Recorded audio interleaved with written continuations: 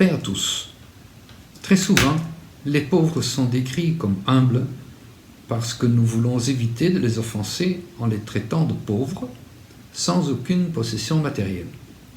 L'humilité, dans le dictionnaire, est décrite comme la qualité d'avoir une vue modeste ou faible de son importance.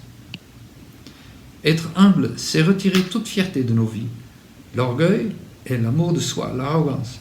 Elle est contraire à l'amour de notre prochain et le rabaisse en dessous de nous. Pour cette raison, nous devons retirer toute fierté de nos vies. Notre attitude doit être celle d'un serviteur toujours prêt à aider les autres, chrétiens et incroyants. Quel merveilleux exemple nous avons!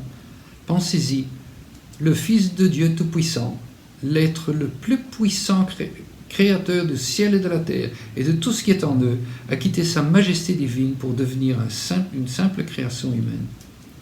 Il a quitté son royaume pour venir à nous sur terre, comme un petit enfant né d'un couple pauvre dans un petit village qui n'était même pas celui dans lequel il vivait.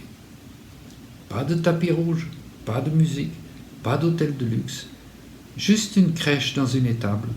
Personne ne savait qu'il était là, à part 3 rois mages étrangers et quelques bergers. Nous devons être comme lui, incognito. L'apôtre Paul nous dit en 1 Corinthiens 11, 1 « Soyez mes imitateurs comme je suis moi-même imitateur de Christ. » Alors que notre corps devienne invisible pour le monde, mais que la lumière qui est en nous brille de telle sorte qu'elle seule soit visible et tout le reste oublié. Dans Matthieu 6, 3, nous lisons « Que ta main gauche ne sache pas ce que fait ta droite, afin que ton don se fasse en secret. » Cela signifie que lorsque vous faites un acte de bienfaisance, personne ne devrait savoir ce que vous faites. Il serait même bon que la personne qui reçoive votre présent ne sache pas d'où il vient. Mettez-vous en dernier. Aimez tout le monde et considérez tous comme plus importants que vous. Plus encore, même les incroyants, car ce sont eux qui ont besoin que l'évangile du royaume leur soit prêché pour que vous soyez un conducteur d'aveugles, lumière de ceux qui sont dans les ténèbres. Épître aux Romains 2, 19.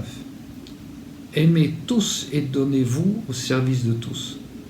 C'est cela la vraie humilité. Merci pour votre attention.